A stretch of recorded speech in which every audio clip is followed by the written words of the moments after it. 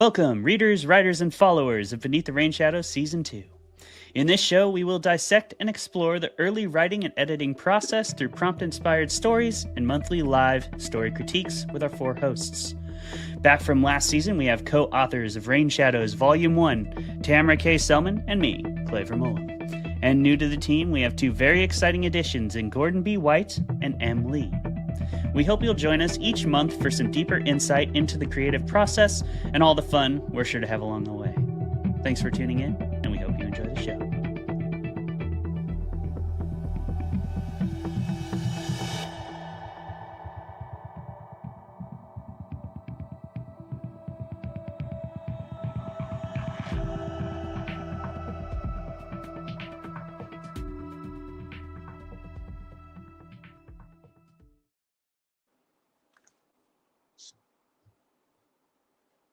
Yo!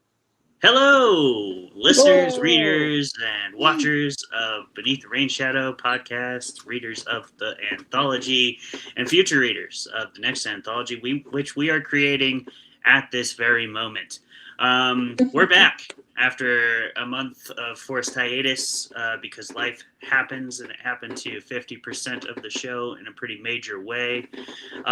So thank you for being patient with us while we took that month to recover and get back on our feet here. But here we are.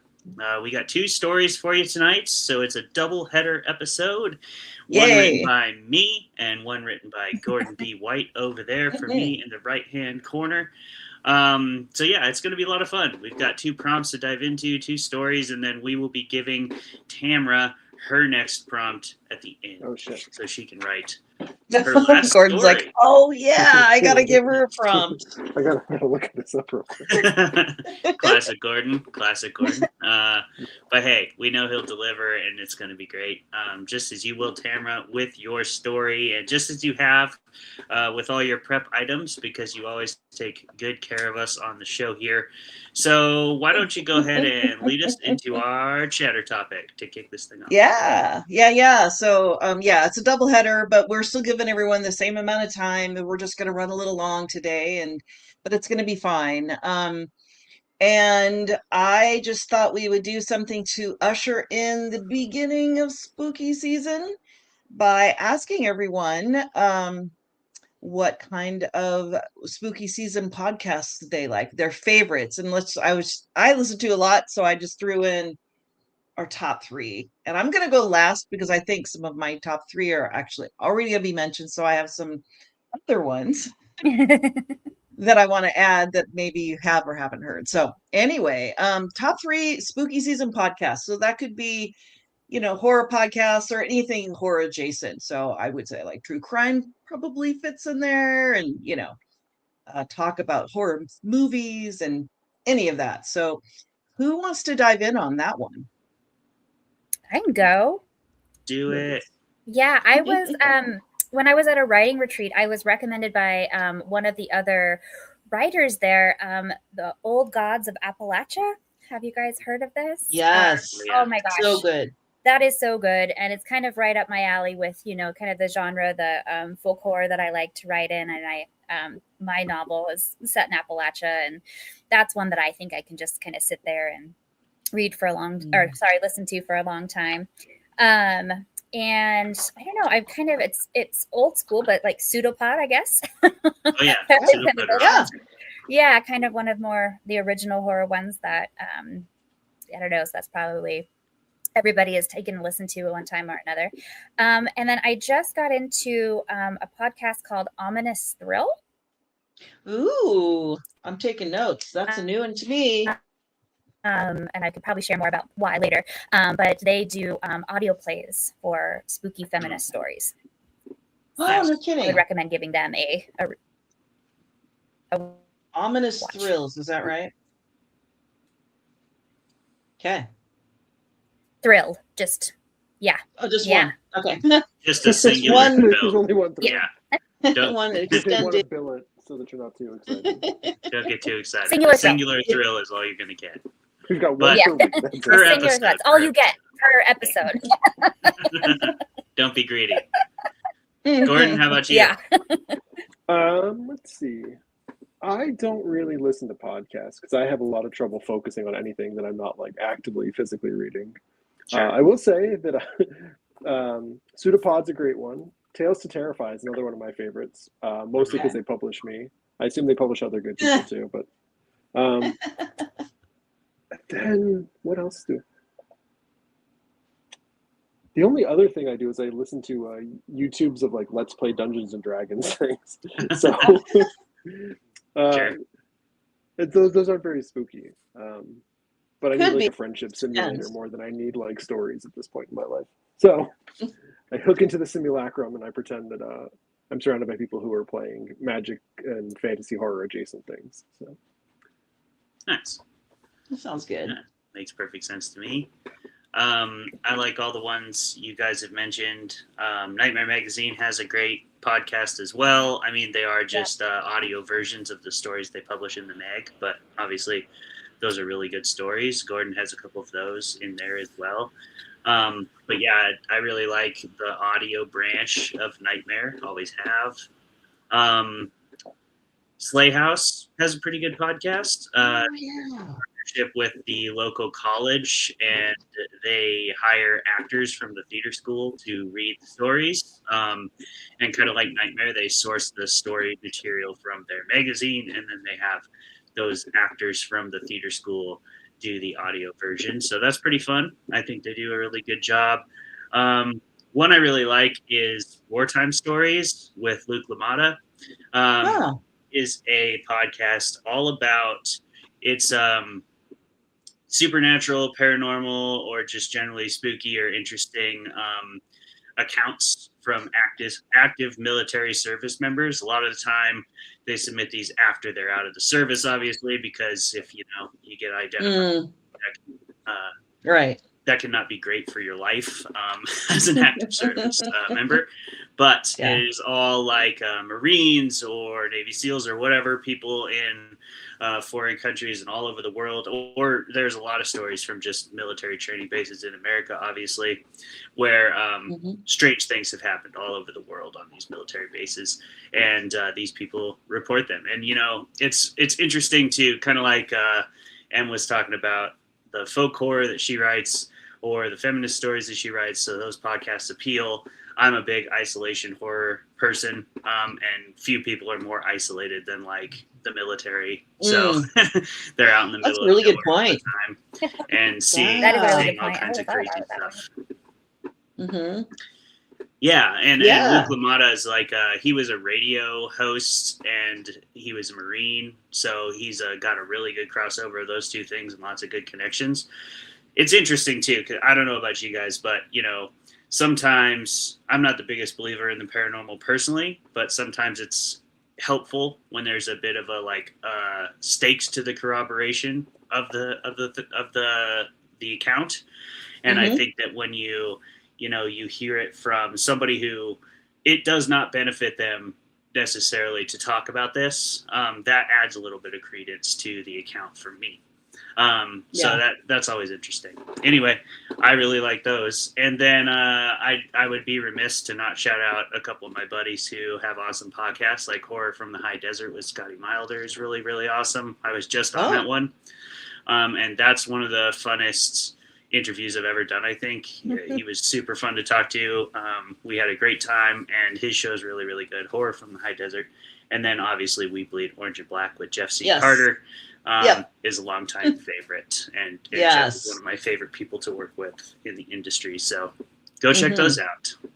Yeah, Jeff's great. I knew someone would bring up Wee Bob, as we call it, Wee Bob. And bobbing for apples. It's Halloween season, although it's Halloween season all year long with Jeff C. Carter. But that's super cool. I picked up a couple of new ones. That's awesome. So I don't usually listen to fiction podcasts in horror, but I like to hear stories, like personal stories, and I do love the high strangeness thing. Well, before there were even podcasts, there were radio shows in the middle of the night that you could listen to, and like George Norrie and all of that. And so one of my favorites as a podcast is one that's been around a long time. It's called the Paranormal Podcast with Jim Harold. and he's sort of the OG podcaster in that category, and covers all things paranormal. I mean, could be anything. And he's just I just really like listening to him. He's a good interviewer. He gets really great guests.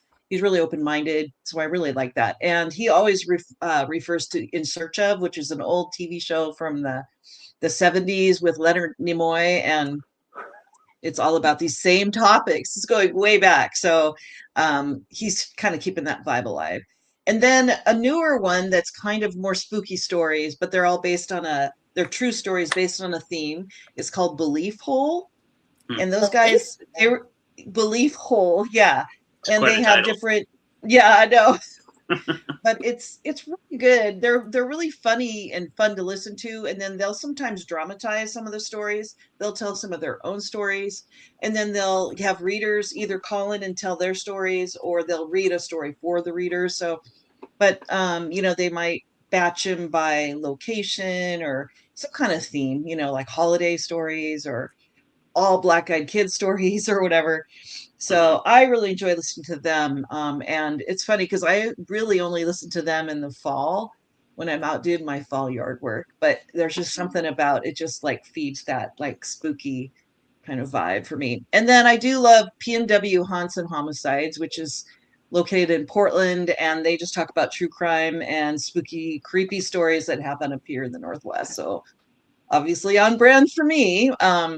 But they're two women, and they're super funny too. I just think they're really funny, and they uncover some pretty wild stuff. And then they also, when they take a break, they always point to other podcasts that are kind of doing similar work, so that you get to sample other people's work. So so those are my three. So going from that, since we are talking about PNW, Pacific Northwest spooky stories, I think we should probably get going and start talking about our stories today. So I think we'll start with Clay first, if you don't mind. And Water Under the Bridge, which I believe was a Dolly Parton song, right? It was. Now I think about it. So I know as I was putting my notes together, I was like, Water Under the Bridge. And now I hear Dolly Parton like singing in my, which is great. She's, we're going to miss her. So much. So much. Yeah. And Tim Curry. Tim Curry, too. And Tim Curry. Tim Curry. I know, it's almost like Angel and Devil. Pennywise, yeah. Yeah, the original. Yeah. So it's a rough day. And I mean, and he's definitely got a horror link to him. So he's special to us. Anyway, that's my current story's events. about perverts, so that's pretty close to Tim Curry right there. That's true. Maybe. Not that he was a pervert, he just played he just played them. Played them very convincingly. Yeah. Pennywise would have worn those glasses for sure. It's true. All right. Well, anyway, we'll get to that. All over those. Anyway, moving on. So everyone gets 6 minutes, and who would like to go first with Clay Vermulm's Water Under the Bridge? Let me, as you guys are deciding, the prompts for this are the trope is the cursed cabin of the woods, classic summer trope for horror stories. Cursed summer camp, technically. Cursed summer camp, yeah, fair. Yeah. And the location was Seatac Airport, and the Pacific Northwest quirk. So well. What's that? Summer camp. Yeah. Which goes so well with Cursed Summer Camp. I know, you guys, I have to just say, before we get any further, you both had really hard props this time around. So props to both of you for getting it done. Yeah. So Seatac, and then your final, the quirk, Pacific Northwest quirk for you, Clay, was Pickleball. So before we get real quick, Tamara. We've got Undertale music in the comments. Undertale, if you're still there. Undertale is wondering what we're talking about and what we're doing on the show. There is an intro episode of the show in episode 0 that explains it really in depth. But the short form answer is we have given each other prompts and written stories, and we're about to critique them live on the show right now. So I wrote a story based on a prompt that these three put together. So did Gordon. that us three put together. We're going to critique them both right now. Classic Milford style critique, which means everybody critiques my story and then I clarify at the end. So yeah, if you're into the writing process and the writing craft, this is the place for you. If you're not, it might not be. But you might also just like listening to our voices. And if that's the case, feel free to stick around. We're happy to have you. Okay, it's back to you, Tamara. Sure. So who would like to go first? Anybody I'll go want first to because I step have less up? to say, and I don't want anybody to take what the 3 things I have. Oh, okay. Fair. Gordon's All my right. turn. Do it, I Gordon. gotta get my emotional support dog. Okay. Kill me. So there you go. Yes, All we right. like animals. So 6 normally- minutes. Okay. I'll do your timer. Okay. Hold on. I'll get started. Do. All right. Oh no. Okay. I mean, I don't know when until 6 minutes. So. No, that's okay. Well, we got to do it. We're just trying to be fair. You know, you're a lawyer. You That's want fair. justice and fairness. So, ready, I set, want money. go. All right. Water Under the Bridge by Vermulm. So normally when I read through stories, I take notes contemporaneously as I go. And I have a lot of question marks at the first pass. But then when I went through again, I filled all the blanks in. And I'm becoming to appreciate that more and more. Stories where not all is necessarily revealed as you read, but you have to go back and then sort of come back to it with the information you have at the end. There's a lot I like in this. Just to give sort of a overview, it's a story that takes place in sort of 2 separate timelines, with the narrator in one part having a confrontation with their father at Seatac, and in another timeline with their mother, who's suffering dementia at this summer camp where they used to go. And the mother uses pickleball, bouncing the ball in the racket, is one of the sort of methods of keeping her mind focused and keeping her centered. And so what I really liked about this is I really like the way that I didn't know what was going on at first, and I had to put it together by the end. And I love that there's this real deep ambiguity to the whole thing. It's a ghost story, but it's a ghost story where the ghosts aren't necessarily ghosts, or at least not the whole time. There's a really cool sort of blending, I think, of that with the keeping the person or the memory focused. There's this really cool play of memory and sort of cognition and identity that keeps slipping. There are some parts that I didn't know if they were intentionally vague or intentionally sort of ambiguous, or if that's just a first draft problem. I mean, one of the things that's sort of difficult to do when you're in a first draft is to, try to figure out if shifts in tense or, pronouns and names are a metatextual comment, or if they're just things that slip through the first pass. So there were a couple of that where people's names kept switching, or different people would pop up. And I didn't know if that was more of the disorienting effect that was intended, or if that was an inadvertent one. So that's something that I would recommend going back through and just paying attention to. I really liked the way that there was a sense of dread that kept building, and it takes a lot of, I think, a deft touch to be able to make something very simple, very ominous. And I think this did that really well, especially with the things like there's a cabin where the doors sometimes open and sometimes closed. And only towards the end do we actually ever see anyone open or close it. But it's sort of a very interesting and spooky bit that keeps happening there. I kept having this sort of flashback to a story by a guy named Chet Williamson called Figures in Rain, which is another sort of similarly ambiguous, maybe ghost, maybe not ghost story. And the atmosphere that this captured with the sort of the summer camp, which is abandoned, but not always been abandoned. Again, there's this cool play between timelines and ghosts and not ghosts and memories and not memories that was going on that I thought was really good. That said, I think that some of the difficulty that I had with it, I think part of it was not knowing what was intentionally ambiguous and what might have just been not yet polished out. And I think some of it too might be that when we deal with ambiguity, there are places that we want to leave ambiguous, and there are places that I think it helps to give the reader a hand. I think that sort of creating this atmosphere of dread helps sort of prime the reader for the revelation at the end.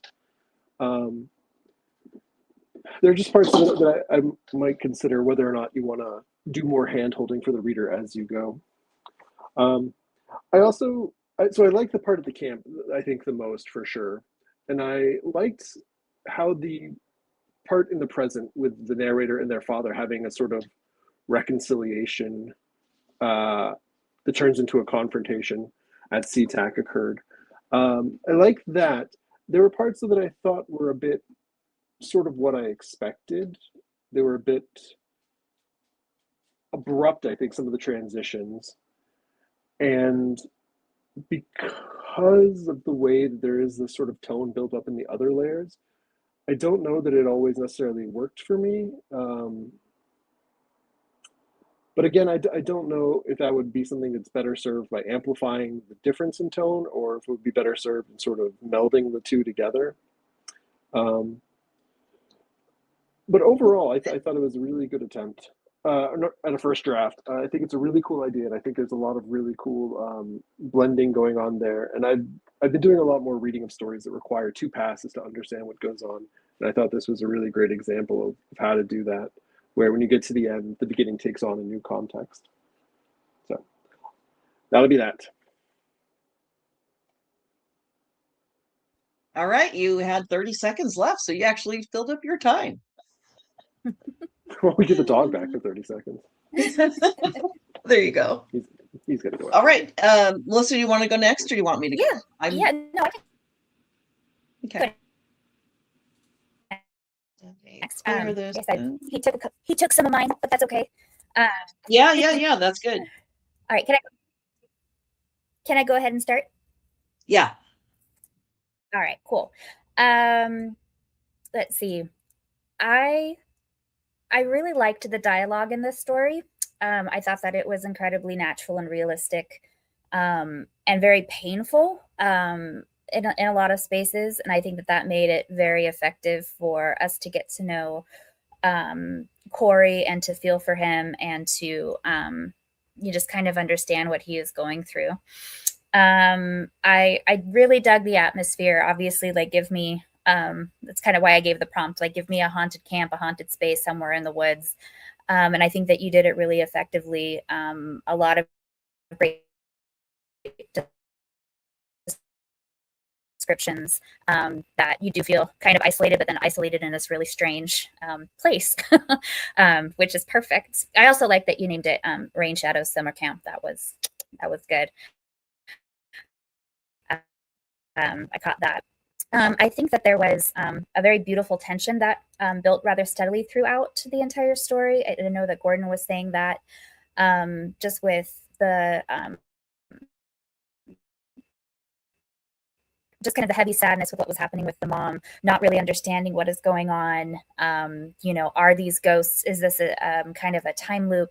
But kind of throughout, there was just that underlying tension that was really, really effective. And I especially love family tension, any kind of generational trauma or tension, and you could definitely feel that between Corey and his dad. Let's see. I think that the descriptions definitely did improve kind of further into the story. I felt the beginning of the story, I mean, there was like a lot of dialogue that was really, really effective. But that made the pace a little bit choppy at first, but then I think you really kind of picked up your pace in the other sections of the story. And I really loved how you kind of combined the prompt of pickleball with, her memory dysfunction of the, with the paddles. I thought that was very effective. And again, very, very sad, especially if anybody's ever had to deal with somebody who's going through memory issues. I thought that was incredibly effective. And I also kind of like the underlying theme of kind of, see, there's like a sick parent, but then there's also like an absent parent. And I think I wrote this in the notes to you, is like, I really kind of wanted that theme explored a little bit further, and kind of, the horror that comes along with that. some of the things that I know that are going to be tidied up because this is a first draft, but the scene transitions were a little bit difficult to follow. I think just kind of some setting descriptions or even title headings would kind of help understand where we're at in the story. Kind of help bring the reader into it a little bit more, because it could kind of be a little bit confusing where we were and what the location was. And kind of like Gordon said, I know that some things could have been kind of purposely vague, but there were just kind of like questions where there was kind of characters who I weren't exactly sure who they were, why they were there. So maybe a little bit more development with that. I think one of them was Pat. And, kind of, there were times where I'm like, wait, is mom alive? Is she actually supposed to be alive? Is this a time loop? Is this what's happening? But then I kind of liked how it was, again, wrapped up in kind of the vagueness and kind of this loss, kind of like a slipping memory. So it all came together very well with the overall vibe and the overall theme. But those were just a couple of the places where I know that it'll be cleared up in future edits. And I know that that's super under, but that's what I had, and I super liked it, and I think that you did a great job with all of the prompts, especially since Seatac was one of them. But I think that the way that you weaved that in was incredibly effective. I was really curious how you were going to do that, and I think you did great. Yeah, that was a tough prompt. Thanks, Emily. You were that was a tough prompt. Yeah. You were at 1.5 minutes, so good job. I mean, left, so you had extra time. Oh, left. Okay. I was like, yeah, what happened? No, let me redo this. Okay, timer. All right. Can someone time me? Just because I can't pay attention to two things at once. Oh yeah, I can. I gotcha. Right. Okay, cool. All right, I'm gonna have you. Okay, just let me know. Ready? All right, go for it. Okay. All right. So yeah, really tough prompts here. Seatac being probably the hardest one, I would agree. And I think you did a good job of finding a way to work it in there. And just the bar is like the place at Seatac, really. Anyway, so but it works out. It worked out. So good for you, because that was rough. I had a lot of the same confusions and questions and comments as the other two of our co-hosts, so I'm not going to repeat those, just say ditto. I just wanted to say that I did really love how challenging must it be to be dealing with someone who has dementia at a time when you're in the middle of a natural disaster as well, where you're confined, there's this uncertainty, and you're trying to maintain this sense of normalcy. So that creates a lot of the tension and conflict in the story. So I think that was really a good, plot. It was really effective to go there. Let's see. The real story tension for me is protecting the mother, though, from what's eventually happens. I don't want to spoil the story for you. I do want to know more about Tom, because I think he is a ghost, or as Emily said, like a memory loop, or a slipping memory, or a time loop, or something like that. So I really want to know more about that. But I also know that you had very little time to do this because of, external forces in your life. So this is a really good jumping off point. And I think now that you'll have some time, you can like really go in there and develop some of those things. Because Tom seemed really, really, for a ghost, if that's what Tom is, he was really clear in my head. I could see him with that fishing line picking up the light off the moon on the bank. I thought that was cool. The sign on the bank that said no climbing on the bank and so forth. So there's some presence in that character. I also liked the Rain Shadows Summer Camp title. And I did see quite a bit. The cabin number 5 was really interesting. The bar at Seatac was interesting. I also felt like the the mention of the failed Stormageddons in the past, which is sort of a PNW thing, it was really relatable and says a lot about our region, that we're always dealing with these kind of big historic storms that don't come, and then the ones that do, and we're not prepared. So I thought that was really realistic. I like that. Um, I think I mostly had challenges with the timelines. So, and I gave you notes on that already. So, and I had a couple of questions like, why is the car 3 miles away? And how did all those old people pack it in that far? So I was curious about that. Um, there were some really good lines. I really loved the line, they just don't build people like they used to. And then there's a later echo to marriage in the same way.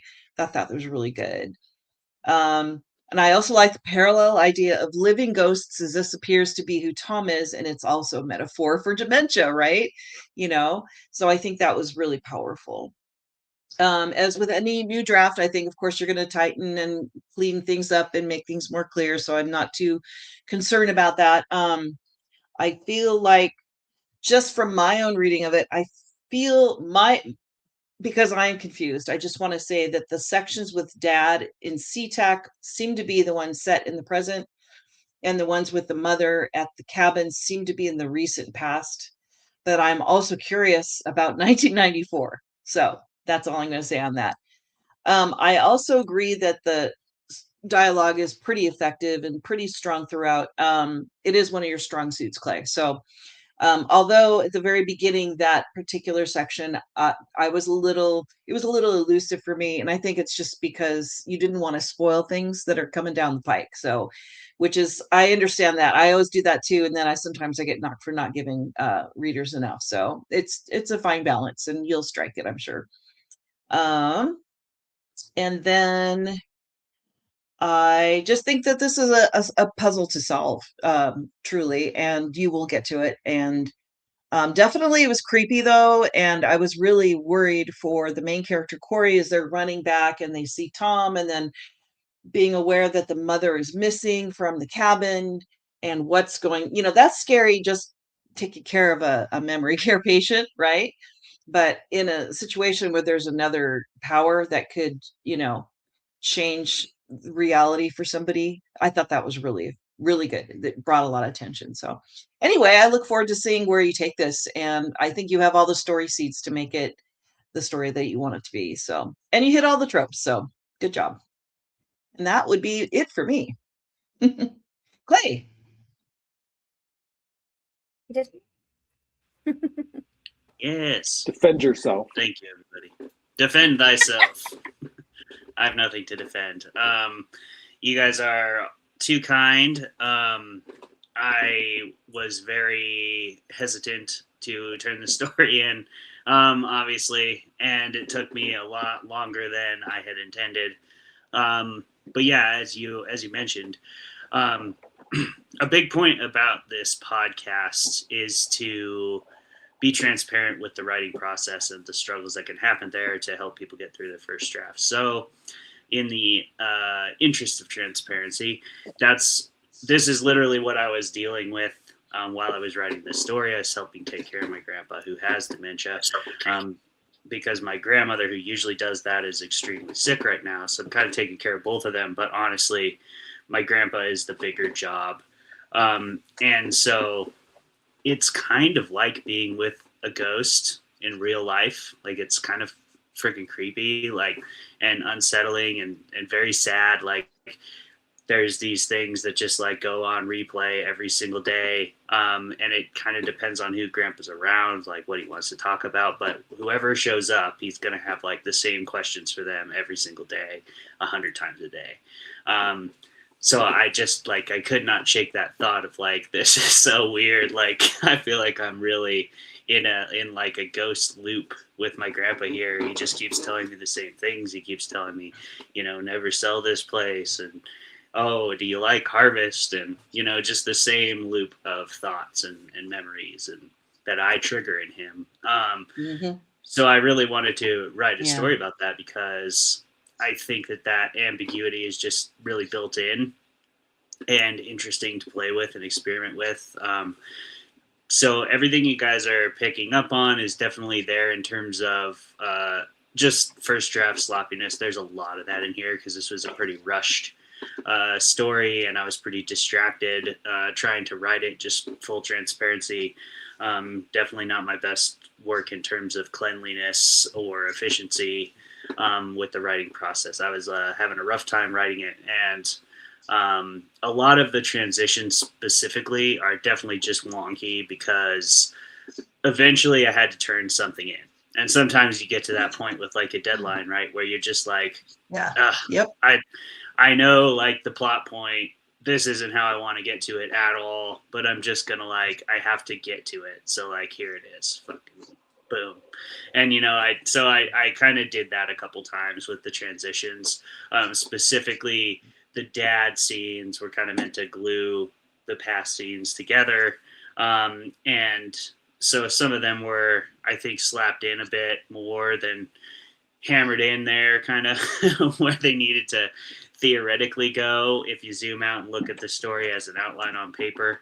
But that's definitely not how I want them to weave together in a final draft. And, you know, sometimes when you have a deadline, you just have to do that. You just have to get to the next point and you have to turn it in and fix it in post because you can, you can fix it in the edit. But like, if you don't finish the story, you can never really fix anything. So True. There's a lot of that. Lots of tense slips. Gordon, that you like. I'm glad that you like the ambiguity, and you're right. I'm sure many of the things you noticed were unintentional mistakes. I definitely changed my mind a couple times on tense, and I know I didn't catch everything. Did you change POV? Did you go from third to first? Absolutely. A little bit. You almost got it. There's one paragraph. I'm like, oh. Yes, there's one paragraph. Oh, I almost had it. Okay, that's almost, well. That's there's one part I'm like, who's this he? This mysterious he. The mysterious he. That's funny. I actually really do too. I want Corey to be anybody. I don't necessarily want Corey to be a male character.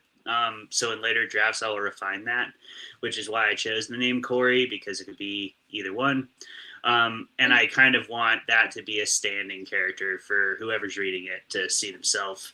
And I hope that I can get the story to a point where, you know, if you've dealt with this kind of stuff, you'll be able to see yourself there, because I think dementia is one of those things where that experience becomes pretty relatable across the spectrum. Like, anybody who's dealt with it has probably dealt with a similar version of it. I think it takes pretty similar forms. I'm fortunate in that my grandpa's not a mean dementia person. And my wife's dad, or my wife's grandfather he got kind of mean. And so that will happen a lot of the time too. But luckily my grandpa's still super nice. It's just sad. Instead of, but he's super nice, so that's a good thing, and he's still like fun to be around in that way, which is good. But yeah, that's you guys caught all the stuff I was figured you would catch, and that I was self-conscious about with the story. But you know, ultimately, sometimes you just have to finish something and turn it in by as close to the deadline as you can, which for me was 3 weeks late. So thank you for being patient and doing this double header so that I could, you know, get my stuff together and be here on this podcast with you wonderful writers. I appreciate you guys. Oh, we appreciate you. And I just want to say for the listeners, critique groups, oh my gosh, they are valuable in so many ways. And one of them is it keeps you accountable, and it keeps you. We're losing you, Tamara. We seem to have lost your mic. Something went offline.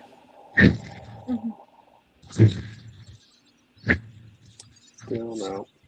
Uh-oh. We're trying to keep Tamara's mic accountable right now, which is the last thing we heard. Yeah, I'm sure she'll figure it out. How about this? Yeah, there, that's working. Yeah, so it keeps you accountable, you were saying. Yeah, it keeps you accountable. And it also keeps you writing ahead, even if you are not ready for it. And I think the coolest thing about a really solid critique group is that the people who are members of it do not feel compelled, even when they have loads of time, to send their most polished work. And Mhm. I've been in workshops where people send their most polished work, and it's like, no, this is a workshop for a reason. You should Mhm. not be so afraid to send your baby out to us, because we are here to help you raise that baby up and be the fully grown thing that it's meant to be. And sometimes that means saying, I don't know what to do with this, or I just haven't had time. I'm open to ideas. And so, really good critique group will say, well, here's some things you can do, or this doesn't work for me, but this does. And it's like without judgment, in a sense, like a personal judgment. It's more about, we're here to help you and support you. So, Mhm. really, your drafts should come in raw. I mean, in that short period of time, it's totally fine. I don't think anybody has the expectation of this, fully formed adult that you're bringing into the workshop. It has to be a baby, and that means it's going to be, underdeveloped, and that's normal. So Mhm. I do know a lot of people who have a hard time with critique groups because there's this sort of expectation that their work be perfect, and it's like, no, that's not the point. And there's 3 other heads in this room with me who can help me, so let's do this. And not that it's anybody's story to write, it's still your story, but Mhm. we've all been there, and we're all human beings. We're not automatons. I know right now we're in this climate where readers think they can tell writers what to write, and like they have this idea what it is to be a writer. No, we writers need to look out for each other, and that means being supportive in a critique group. So anyway, that's my soapbox. I'm going to get off of it now. I think too, though, you make a good point, which is I've been in critique groups where people spend a lot of time polishing their stories before they bring them, and then they're very hesitant to change anything because they're so invested in it. Right. And Yeah. people spend like hours like polishing the prose, and I go, but your story doesn't work on a fundamental level. Like you Yeah. have like big plot holes, like the characters don't work, and like it's much easier to change that, and you feel much less pressure to change it if you just give it to somebody like in as complete a stage as you can get it to begin with, but not that you spent hours like agonizing over, days agonizing over. Our like Yeah. Mhm. the way we used to damn people with faint praise, we would say it's really good on a Yeah. sentence level. Mhm. Yeah, right. Yeah. That's not what you want to hear. So No. But no. it's not I just mean, for a one final sentence. product, yeah, when it's published, yes, but Mhm. Yeah. Mhm. Mhm. Yeah. No, so good yeah. point. That's a great point. Yeah. So, with Gordon having the last word on that, shall we go to Gordon's story next? Are we We are sure we can. ready? Okay. Did you have any other questions for us, Clay, before we do that? No, I didn't Okay. have any questions. Thank you for your feedback. Cool. All right. All right. So, Gordon, you're up, and your story is pervert Hashtag glass. pervert glasses for perverts. Yeah, that's right. Hashtag pervert glasses for perverts. And your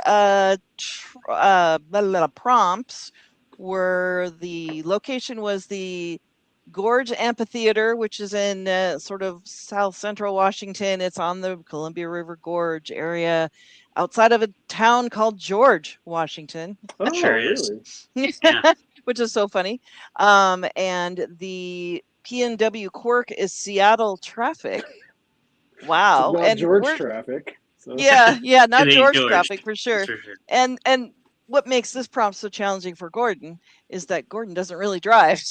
Isn't I haven't driven since I moved here in 2016. So it's been 10 that years since I've crazy? been behind the wheel. So there you go. It's probably I've also just as never well. been to the gorge. So luckily the woman who cuts my hair goes all the time. So Oh, I was getting a haircut, interrogating her. I was like, "Tell me about it. Tell me about it, Kelly." nice. Oh, So good. See, there you thank you, go. There you Kelly. go. And then the trope was techno horror, whatever that could be. So, I don't even own a who computer. you're working This on is a just a computer, lie. dude.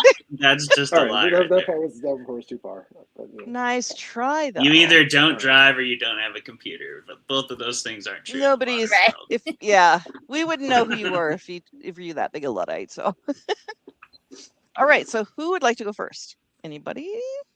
I can go first. Okay, it's all yours, Clay. Okay. Oh, who wants to Somebody- time? Do you want me to time? I can do timer. Sure, I'm happy to time everybody else if you time me. Okay. ready. Are you ready? Set. Okay. So I really like this story. I like all of your stories, Gordon. But this one, you did a good job for having never been to the Gorge. I go there all the time as well. It's near one of my favorite climbing areas. So I was interested how you were going to work it in. I love the idea of this Labor Dave concert. That was really, really fun. I don't know what Dave you're referring to or who Dave is, but clearly a brilliant musician who inspires the greatest of Reiki connections across the entire span of humanity if you're willing to open your mind and soul to that energy defining experience. So this story is really, really fun. It did a good job. I love the footnotes. I like the unconventional storytelling devices that you always employ. This one was sort of like the main character seems to be at a trial stand and answering questions of the prosecution, and is clearly on trial for something pretty severe. I won't get into it too much, but they have done something to somebody for a reason that they feel is completely justified, to balance the cosmic energy of the entire world and of course, the Labor Dave concert that was ruined by these assholes with Pervert Glasses. So I really like that motif of the footnotes. I liked the storytelling device of the person on the stand, just answering questions that we don't actually get to know, and that is defined in the footnotes right away. Like we're only hearing the replies to questions we don't actually hear. That provided a fun level of ambiguity to the story, and then you use the footnotes to kind of increase that ambiguity and tension throughout. So it really allowed you to not tell us everything and tell us just enough to kind of fill in the blanks, which was really, really fun. I thought it was also a really good story in terms of social commentary and philosophy on sort of a lot of modern things. I spend a lot of time thinking about social media and the impact it has on people and the impact it has on society as a whole. I think a lot of people probably think about that way more than we maybe would like to, or in my opinion, than we should. But here we are, we live in this era, and I think it was a good story for analyzing a lot of that stuff in a really short amount of time, in just 5,000 words or so. So really good work on that as well. It's interesting. If I'm going to be critical about anything, it's just that there was never a point where I felt scared. Or where I felt too tense as a reader. Now I can't say it's not a horror story, because it is addressing horrible things. It is addressing horrifying things. And it's doing it in this, such a zoomed out way though, that I felt like as a reader, it was hard for me to really feel like I was in any kind of tension, or even that my character was, because I actually know, because of the story motif, that my character that I'm following and that I'm empathizing with is completely, well, I mean, they might be going to prison, but aside from that, they're alive, they're okay, and they actually seem pretty okay with what they've done, regardless of the fact that they might be going to prison. So there's not really I didn't feel much tension with it on the character level. And to me, that was a little bit difficult in terms of wanting to read a horror story and not really ever feeling like that tension infected my experience as the reader, if that makes sense.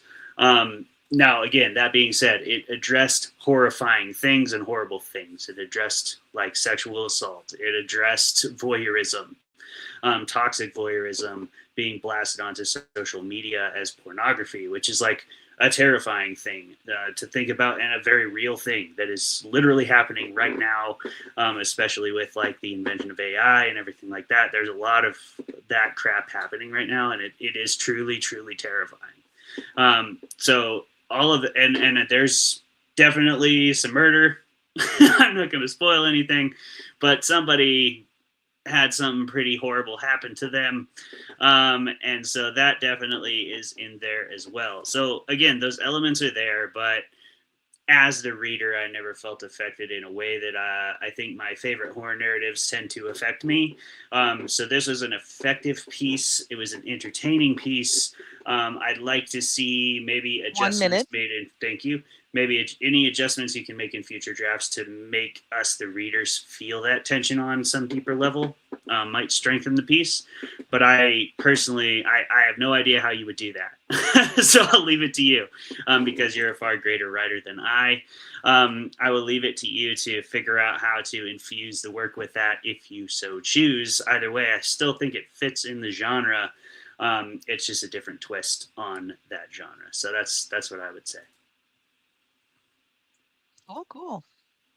Thank you, Clay. Do you care if I go next, Emily? Oh, you can go. Okay, cool, cool. Um, Pervert Glasses for Perverts hashtag. I agree pretty much with everything that Clay just said, but I have a funny story that will make sense when I share it. So I read this on the Kindle first. I always read. Oh, there's that. Stop. Okay. I read this on my Kindle first, and the Kindle, what it did with your formatting is it stuck all the footnotes to the very end. And even when I clicked on the footnotes in the text, it didn't send me there. So I read the whole thing without the footnotes. And so I had a really different first experience with the story because I felt like it was just a one sided conversation. And so I was put to the task of trying to imagine who this person was talking to. And I came up with this idea that maybe it was a person like on a bus with headset or earbuds in, talking to someone and telling them the story. So, and it actually more or less kind of worked. It kind of left me in a white room situation anyway, but then I found the footnotes when I pulled it up on my computer and I'm like, oh, that's that's what it's supposed to do. So that was like really cool. And that took away a lot of the white room thing that I was anticipating because it's all explained there. So anyway, I say the narrative hook of this is the title because right away you're like, what is this about? So I mean, that was a great title. I loved it. Um, let's see. So really, there's this external conflict that has to do with this court situation, this legal situation, but the internal has to do with this main character trying to explain these things like distance Reiki and this energy transmutation to this incident that happened at the Gorge. And I have to say, I really enjoy that because I really I'm super interested in energy work. And so a lot of the stuff makes sense to me.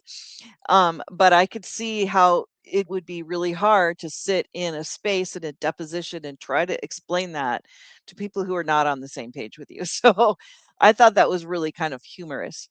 I would say that the only thing, if I was going to be critical, would be that it felt like there was a little too much throat clearing in that section at the very beginning with the distance Reiki, trying to explain what that is. And then later with the whole radio energy waves frequency thing, that could maybe be tightened a little bit more too. But aside from that, I thought it was really, really fascinating. Let's see, I'm going to go down my notes here. I, let's see.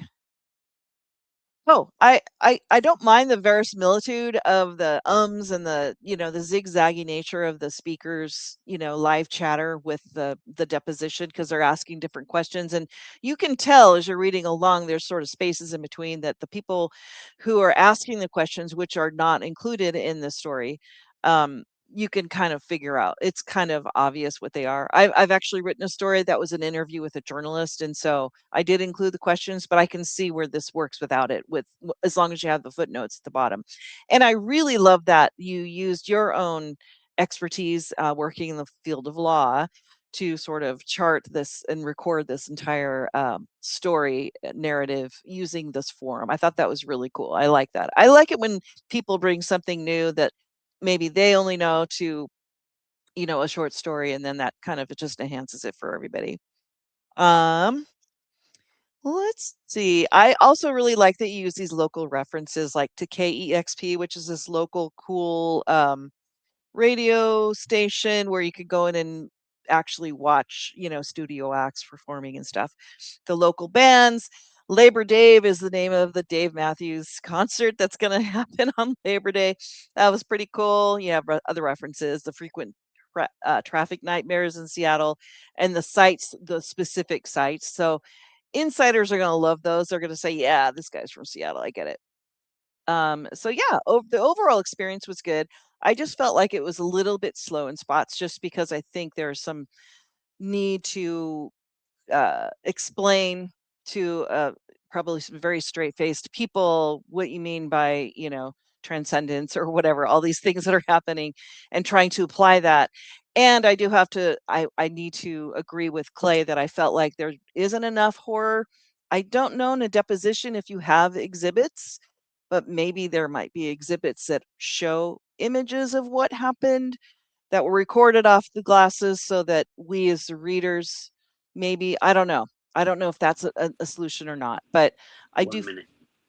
Thank you. I do feel like there needs to be something. I think horror readers, when they go into a horror story, they still want to be scared. And while the subject matter is scary, as Clay was saying, I do think that there needs to be at least one image or an idea that's bone chilling in there or gives you that kind of dread, or whatever, to just kind of narrow it down to what really happened. I mean, we can all imagine, and there's certainly fear and horror in that too, the dread of not knowing and the uncertainty. But I feel like there needs to be just at least one little thing to push it clearly into the horror spectrum. So, and that's it. I enjoyed it. It was really different. Thank you. And Melissa. All right. Perfect. So I'm going to agree with everybody else. I absolutely loved the voice. I loved this interesting way of storytelling. The voice was super engaging. The deposition format and the end notes were incredibly effective. But probably my favorite part of the voice was, how there was absolutely no dialogue back and forth, but you can tell just from our main character that he was just kind of insufferable to be around.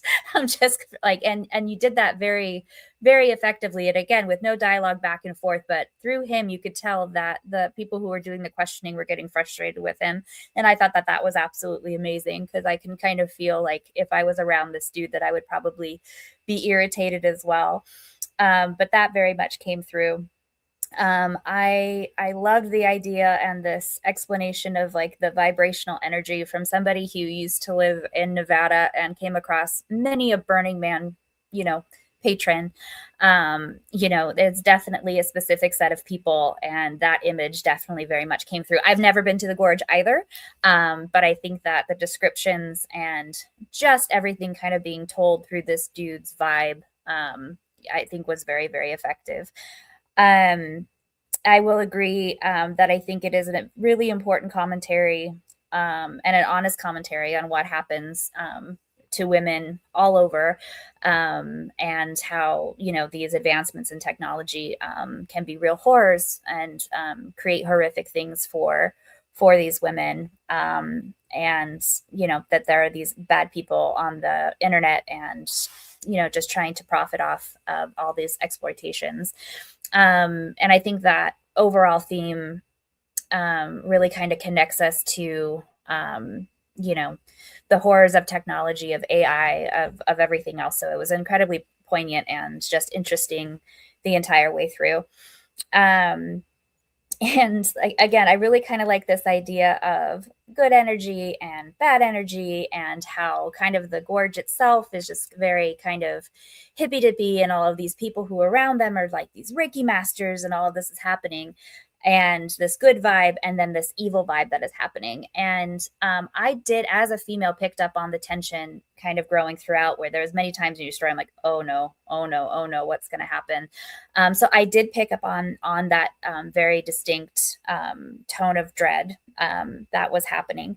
But then again, kind of like everybody else said, I wanted more of a satisfying horror ending. And I feel like through the end notes, which we were able kind of to, which I thought were also very effectively used, kind of bringing us back into, you know, kind of the timeline of the story. But in the end notes, we kind of just get a couple of words of what this guy did. And I wanted more. I wanted the blood and the guts and the, you know, the justice for all of the women that he had wronged. So yeah, I think just exploring that more of a satisfying ending. Again, I'm not in a deposition format like Tamara was saying. I'm not exactly sure how that'll come across, but I think that you can definitely pull it off. And there was one line in there where he said, I need to anti-wave his wave. I think that's what it was, anti-wave his wave. And that just needs to be in like common vernacular, because I'm just going to use that from here on out. That should just be a saying that I think was just amazing. But yeah, the voice comes through the entire story. And that's the part that I absolutely loved and was absolutely engaging, and it was different and it was unique.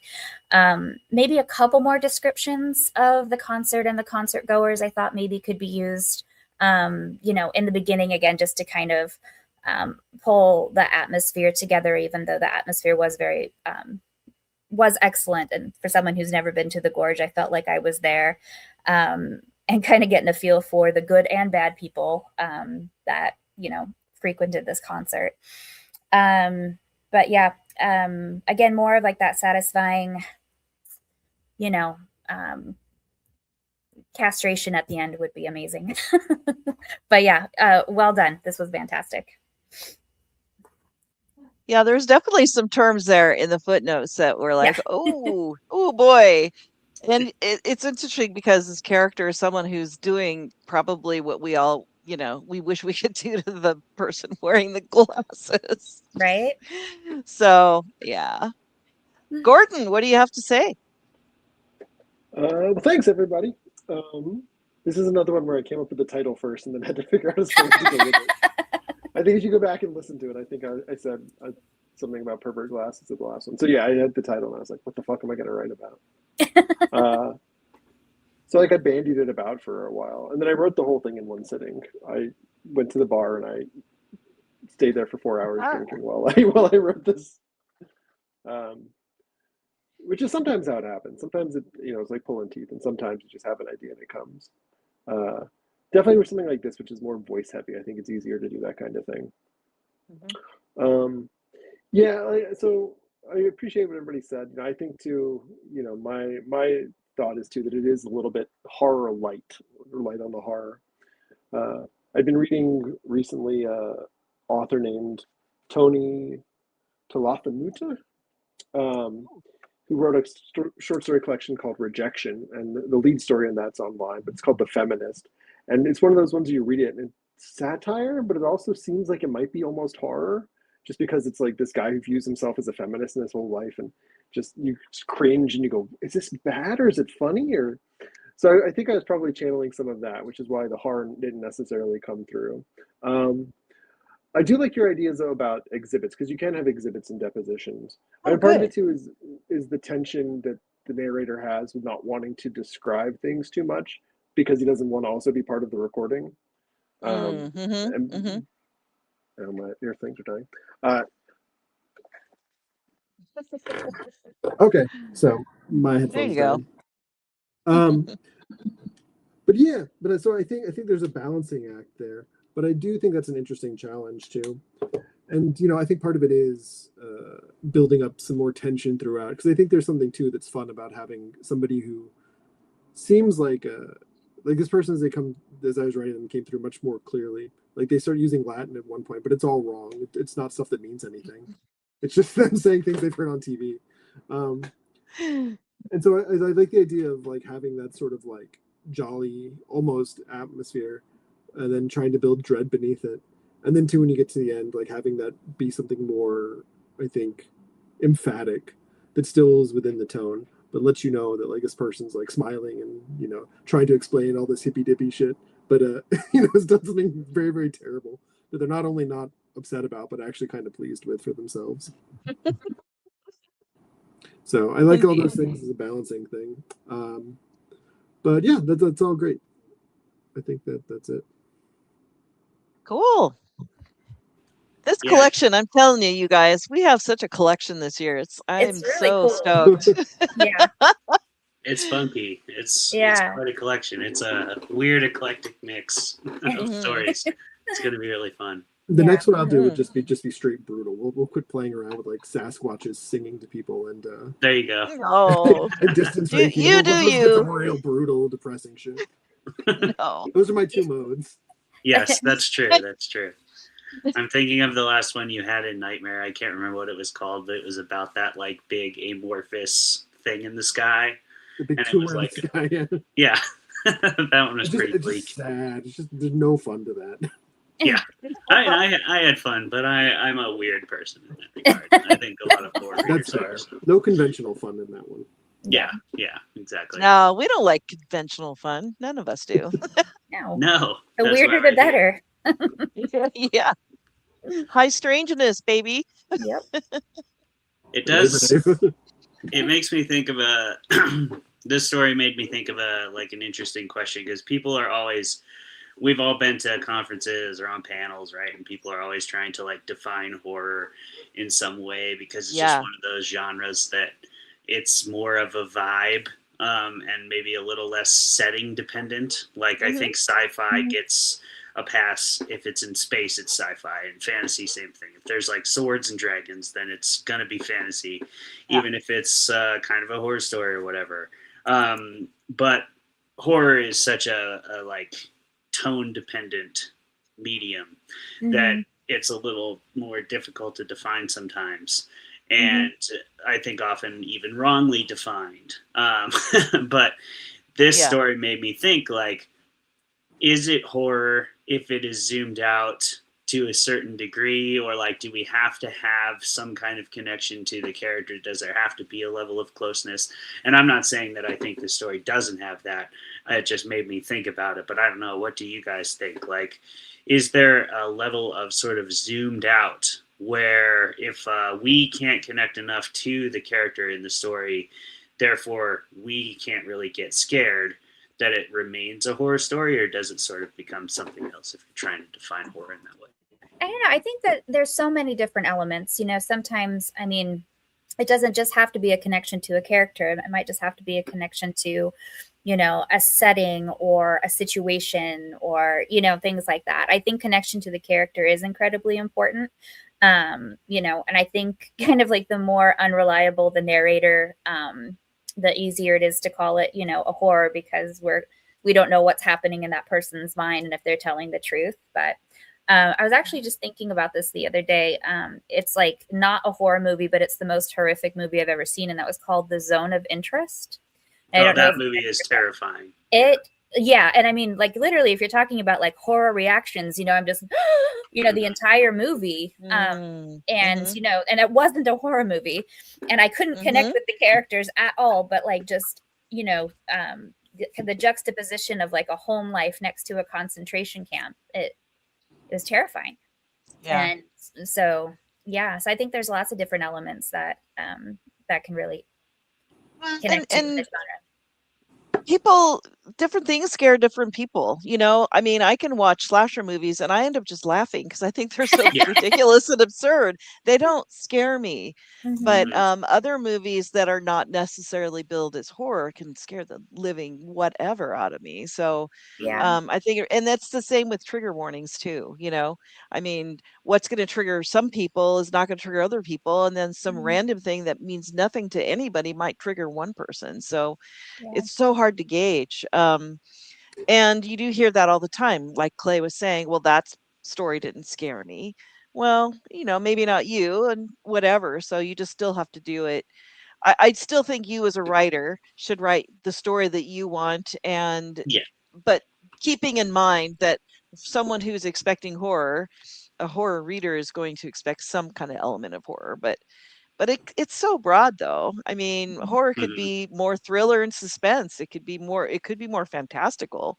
It could be psychological, all of these things. So I think that I think that's a really good point you make, is that you should write the story you want to write, but you should be aware of what your readers are going to be expecting. And I mean, God knows, like sometimes I go, fuck them, I don't care. Like, Yeah. Yeah. I've Same. gone through a Same. very antagonistic stage where I like write stories that are like 4,000 word, one sentence long with no like space breaks in between them, or I do things that are like intentionally almost unreadable, and I'm like, fuck it, like I don't give a shit. But then I go, but those are all for like places where they've asked me for a story, like anthologies where they've asked me to submit something, so I know they got to print it. So it sucks to be them. Yeah. If I'm trying to write something for like an open call, I'm going to That's be funny. much more not conciliatory, because I don't think you have to meet people halfway, but I do think you have to meet them somewhere between where you are and where they are. And the more you can do to entice them to come further to you, the more you can get away with doing things that are not necessarily what they're expecting. You don't have to give them exactly what they think they want, because a lot of times they just get, they go, oh, that's fine. I like, you know, some people just consume like books like they consume like Netflix binges, you know, they just want to get something they think they like. But if you can like entice them enough with something else cool, something that piques their interest, is it's like a structure, a voice, an idea, like an image, it gets them to come more towards you. You can get them to meet you 70% of the way, 30%. You don't have to do it halfway, but you do have to keep in mind what they're looking for and whether or not you're going to meet them there, and how you're going to find something that you can both agree on. So I like this because I'm thinking it's the Sarah Grand technique, the come closer Yeah, exactly. technique. Come on, come into my little den and I'll tell you a story thing. So Mhm. yeah, a little bit of but you know, you're right too. I think it's important as a writer to think about your audience, because they do have an expectation. But I think you're also making a very fair statement that we've got to like balance that with who we are as writers and what our vision and mission is in our own writing lives. Are we artists or are we content creators? Yeah. Oh, I am. Oh God, don't even get me I started don't on sell that. enough to be a content creator, so I better be an artist. Yeah. Yes. Yes, exactly. This podcast is the content creation, and the writing within it is the art. And you know, doing a little bit of both is important if you're an indie writer out there. Yeah, exactly. This is any writer, the Dorito coated hard shell around the taco that is our art. And you will get that art. The soft beans of our the soft beans of our and cheese too. Don't forget the cheese. Yes. And the horror only happens after you ingest them, like any good taco. Yes. I know. It happens it happens within you. Just give it time. Especially if it's got that lettuce in it. Gordon has his next story idea. Right. Someone posted taco trucks as a prompt. Diarrhea lettuce. But that's not just a regional thing. And actually, I don't think our state ever got recalled our for state's that. pretty okay. No, we are good. I had taco time the other day and I feel fine. Yeah. Good. Montana seems okay too, so we got lucky. We're all right out here. We dodged a major bullet there, I think. Yeah. Yeah, absolutely. Take our wins. And yeah. So what do you guys? Oh, go ahead, Clay. Go ahead, Tamara. I was just gonna say, what do you guys have coming up in the next month or so? Why don't you share with us some news of that, things that you've done, or you want to share with the rest of the group? Anything coming up? Any things you want to let readers know about your writing life? I have one, but I got to look it up. Okay. Melissa, do you got one? Yeah, I'll go. Yeah, Melissa's busy. Yeah. So when I was talking about the Ominous Thrill podcast, I actually kind of I pulled a Tamara, because I remember Tamara was talking about how she pulled out a bunch of old stories and worked on them, and that's kind of what I did. And I saw that they were looking for just really witchy feminist stories, and I had a witch story that I wrote, I don't even know how many years ago now, and then I looked back on it with a better writer's set of eyes and fixed it up, and they accepted it. And it's called Fill the Pot, and it's going to be an audio play on Ominous Thrill, and that's going to come out spooky season, so October. Nice. which is really Congrats. exciting. Yeah, and I'm also did a Seattle Scares episode for the Halloween horror hour that's also coming out in October. So it's kind of interesting. It's like Nice. it's my writing, but it's both in like, audio format. Which is really cool. The Cool. audio play is really fun because I've never got to write where, actors are going to be acting out what I wrote. So that's really kind of fun. Oh, I I am can't excited wait. for that. Yeah. It's a cool story, I think. And I actually got paid, which was exciting. That hasn't happened in a Oh, long time. what? I can't remember the last time that happened. And and I'm not going to say a lot about it now, but I've gotten some interest in my novel. So fingers crossed. Yay. Nice. Yeah, it's very, very, very, very early, but we'll see. We'll see. So that's Well, Appalachian horror is like really hot right now. Yeah. I've been reading Appalachian horror for the last few months. It's Yeah. all really good. So I mean, yeah. you better land a I hope contract so. because I I hope think your time is here. It Yeah. is, yeah. And my family is from West Virginia. My mom was born there, my aunt, my uncle, everybody. And so a lot of what is in that book is just, the random stories that I was told as a kid, that's meant to scare little kids and actually turned out to be pretty scary. So Right on. yeah, a natural storytelling place Appalachia is. So Yeah. so what's going on with me? Nice. We're Something like- I learned about Appalachia the other day that had my whole family real upset was John Denver Mhm. is not talking about West Virginia. Yeah. He's talking about the west of Virginia. Mm-hmm. West in of country Virginia. roads. And you can tell when you look at a map because all of the geography that he mentions is in fact in Western Virginia, not Yeah. West Virginia at all. Mm-hmm. So Oh, my whole life I had a total misconception of what was going on in that. Yeah, man, that's a hard today blow. I learned. Yeah. Hard pill to swallow. And Yeah. to quote Dumb and Dumber, John Denver's full of shit, man. Yet again. Yet again. Oh, that's so funny. I did not know that either. I thought it was in West Virginia. So Yeah. Yeah, what the hell? what are you gonna do? Don't What are you trust gonna John do? Denver. That's what I've learned. I will He's never trust him lying. again. This is twice. I'm not giving him a third strike. Probably pretty high when he wrote it. So Probably. I get him and James Taylor confused. yeah. Oh, how That's can you? Can you? That's not fair. Those are two very different artists. How you gonna Oh do my that God. to Jimmy T like that? Don't do that. No. Well, the not only thing I know JT. James Taylor from is Tulane Blacktop, which is a great anti-road movie. Sure. Um, Did you find your thing? Sort of, yeah. So it turns out Sort of. it's not going to be until November. So Sarah Walker and Francis Pi Ippolito, down in Portland, are putting together a seance anthology. They're going to be doing a Kickstarter for that in November.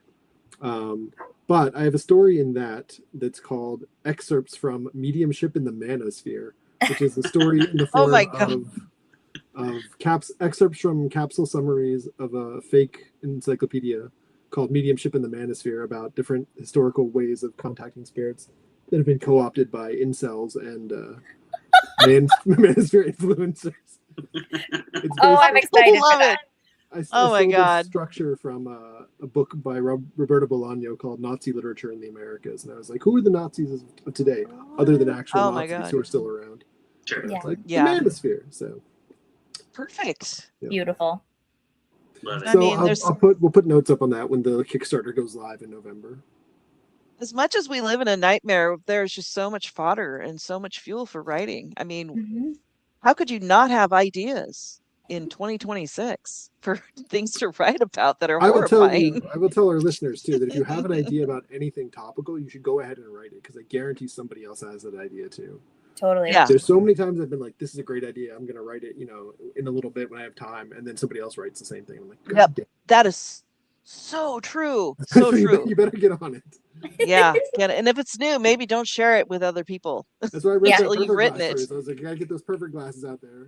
Yep. Yeah. 18 months Yeah. are gonna be flooded with Pervert Glasses. And Yep. Pervert Glass stories. Oh my. It didn't take it much time at all, right? Jeez. Yeah. Crazy. Perfect. No, Well, do you want me to go next, Clay, or you want to go? you can go. Okay. Yeah, and then you can go, and then you can dish out my challenges for next time. Yeah, Oh, we right. can do I that. forgot about that. Yeah. So yeah, it's been a really busy summer. I wasn't planning on having a busy summer, and I got one anyway. So there you go. I have a new book coming out in the middle of September, just like 3.5 weeks from now, I think. Yay! It's not horror unless real life is horror, in which case it is. And it actually we have an actual book club selection as part of it because we ran it through my editor's book club, and it was like a hit. So we added a whole book club thing in the back. So I'm super psyched.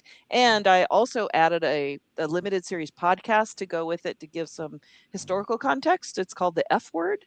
And I have another episode of that dropping on Friday. So, oh my gosh, I'm doing that. The most recent book I work in came out in late July. It's called Let the Right One Simmer. I think I might have mentioned it last time. Hmm. And I have 3 stories and 3 recipes in it. So it's horror stories with recipes, which is funny. Nice. And then I sold books at the Stanwood Book Fair with our local chapter of the HWA earlier this month, and we sold out of all of the Raid Shadows and all of the Camp Crypticons, which BTRS Books is part of. So that was great. Horror is alive and well, regional horror especially. So that was great. As for upcoming things, on the 5th of September, which is a Saturday, I'm going to be reading a featured reader at the Moon Cycles Gibbous Moon reading at Kirkland Arts Center. That's at 6 p.m. on the 5th. And then on the 17th, I have a reading at Eagle Harbor Books. It's not a reading, it's going to be an interview at 6:30 p.m. on the 17th for Trust Fall. So you can learn about that book there. And on the 23rd, I start film school at the University of Washington. It's an intensive program. Starts in September, ends in June. It's going to be a lot. I'm scared and excited at the same time. But the next time you see me, I'll be calling in from there because it happens right after this podcast is usually over. So, or starting, or yeah, over. So anyway, so you'll see me in a different location. But anyway, it's going to be a really busy fall. I've got a lot of things coming up in October, November, and but Congratulations. yeah, So exciting. thank you. Yeah, it's a lot though. I'm just trying to like keep up with my laundry and yard work and stuff between all these other things. It's like so much, but it's a good problem to have though. So I'm not complaining. That's awesome. And Well, and congrats Clay, on I know. all the things. Yeah, and you've got some things too coming up. Yes. So I work for a film company in Seattle called Itchy Rodent, and we are producing a short film right now. We're actually filming this weekend, and Tamra is going to be one of our volunteer production assistants on set. Woo-hoo. So that's going to be really fun to get herself some on-set experience before going into film school. Yeah, it's gonna be really fun shoot. We're doing 5 days, and I haven't been on set for a couple of years, so I'm excited to get back there and be behind the camera, be behind the monitor, and doing all the awesome things that happen on a film set, making stories happen in a visual way. So that's gonna be really, really fun. And it's been fun trying to produce a film again. I'm pretty rusty, so knocking off the rust and trying to do that while also working on the farm has been an interesting challenge that I will not sign up to do again. But here we are. We're going to do it, and it's all in motion. It's all happening, so that's exciting. Book-wise, I don't have a lot. I don't have anything new published right now or anything like that. Just working on this, on Rain Shadows, is kind of my main focus right now, and I'm still working on book 3 of the Voices from the Cold trilogy, which is my rock climbing horror trilogy. If you're not familiar with that, I talk about it on lots of different things. Though I did pretty recently, just a couple weeks ago, go on that Horror from the High Desert podcast. So if you want to learn more about book 1 of that trilogy and book 2, we talked about it at length. So you could check that out. It's, I think, the second most recent episode of that podcast, Horror from the High Desert. So yeah, Crevasse and Cairn are the first 2, and I'm writing the 3rd one right now.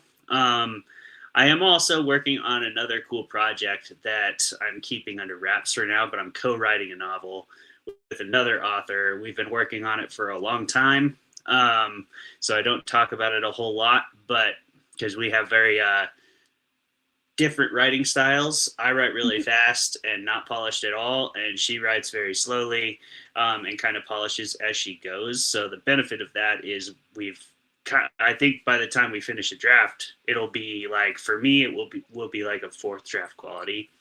But for her, it's like draft one still. So it's been a cool process, but that's going to be really fun. It's about a van lifer who inadvertently summons a tulpa. So it's going to be really cool. Yes. And Very cool. that is on the way sometime in the future. But yeah, that's what I'm working on. Lots of film stuff. We're promoting multiple movies, and this has become a full-time job. And that's super exciting, just to be doing creative work full-time and to be making legitimate money at it. And, that's the dream. So yeah, it's busy, but it's worth it. And it's very, very exciting. So yeah, that's pretty much what I've been doing. So yeah, that's pretty much the show, everybody. We're going to now give Tamara her prompts because she is going to write our next story, and we will be critiquing her at the end of September. So Tamara, are you ready to receive your prompts?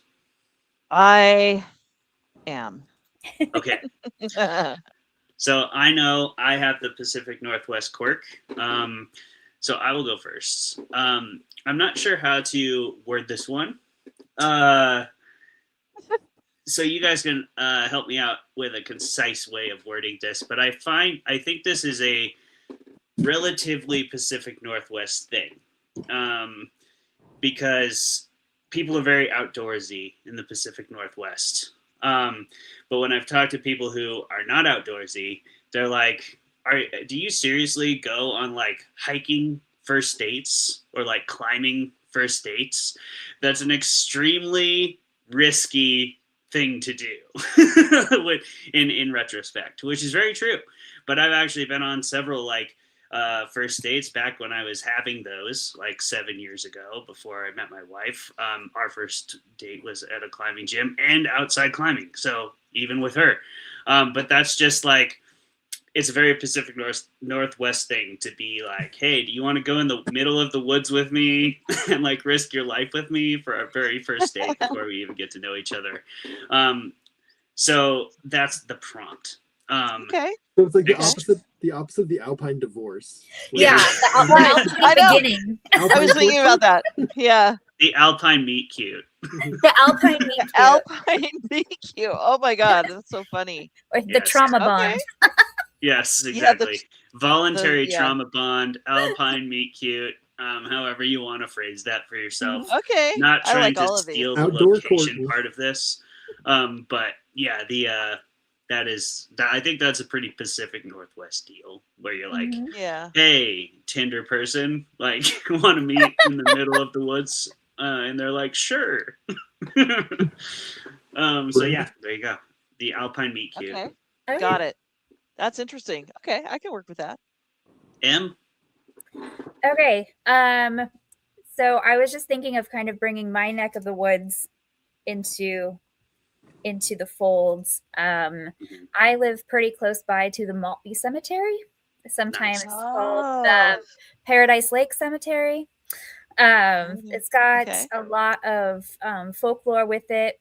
I don't know how accessible it actually is because people say that now like houses have been built around it, so you have to walk through someone's backyard to like get to the trail that like leads you to the cemetery. But apparently it is very creepy. Apparently everybody who grew up in Woodinville and Maltby have, tales of like, oh, we were there, we totally saw the 13 steps to hell, or, like whatever it is. So it does have some good lore around it. It is kind of not super isolated. It's kind of like a isolated but not isolated.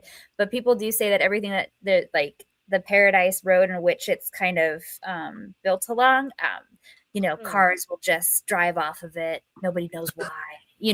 It's a whole lore around here. So I thought that could be a pretty cool space. Mhm. Oh, that sounds like fun. Thank you. Yeah. That's gonna totally get me in the spooky season mood too. Yep. Yeah. Awesome. Yay. First date at a cemetery. Oh yeah. Well, Let's go. so That's I had this one already written down, so it's not like I'm doing this. But for the horror trope, and then this is going to be difficult because there's going to be a lot of easy ones you could do with this. But I want you to push yourself and do something different. They were dead the whole time. Yes. Oh. Yes. Normally, were it's Good like, choice, since Jordan. somebody's going to see it at the time. beginning, of the anthology. You got to think of how to make it so it's not a twist that's already been spoiled. Yeah. Right. Oh, that'll be For good. readers who haven't seen it, in the anthology, it's the cover, the title page for each story has what the prompts were. So if they see they were dead the whole time, and then they read and they were dead the whole time at the end, they're gonna be like, I knew that was It's coming. a spoiler. So you're gonna have to figure out a way to take a twist and make it the premise or something. Yeah. Put it in Yeah. Yeah, I think we kind of had the same challenge when I gave Clay the everyone is in on it.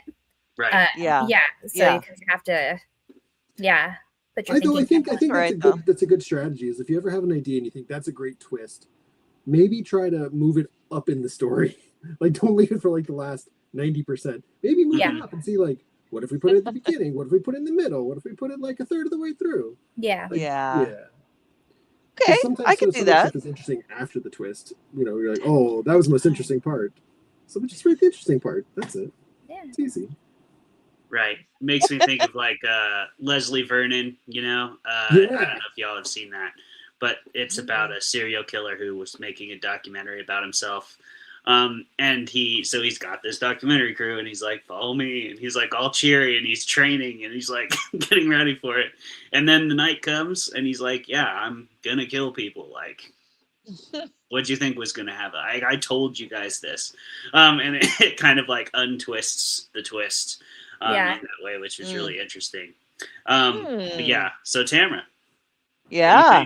You ready? I think I can do that. Yeah, they were dead the whole time. Because you don't want to spoil it, but I mean that's okay. I'm up for that. It's gonna be my month to just be like have no time to do anything, but that's all right. I'll just bring you my 0 draft. It'll be fine. That's what we're here for. That's Yes. what you're here for. Yeah. Mhm. No, but I like it. I think it'll be fun. And I am actually, because I do end up going over to the other side where you live, Emily, thought you that meant like I death. actually could, to the other side, because I live. Pop over there. So people who don't know that Clay and I live on the other side of the Puget Sound from Seattle. So we always say we're on the other side. We have to take a ferry to get over to the other side. So go across the pond, as it were. And so, but I do tend to go over there more often now because I have a daughter that lives north King County, or I guess Snohomish County. So so I'm going over there, and so I might be able to see if I can try to get in and just check it out. Let me know. We can trespass together. Yeah. You missed There are this, other dying to get in joke that you should have done.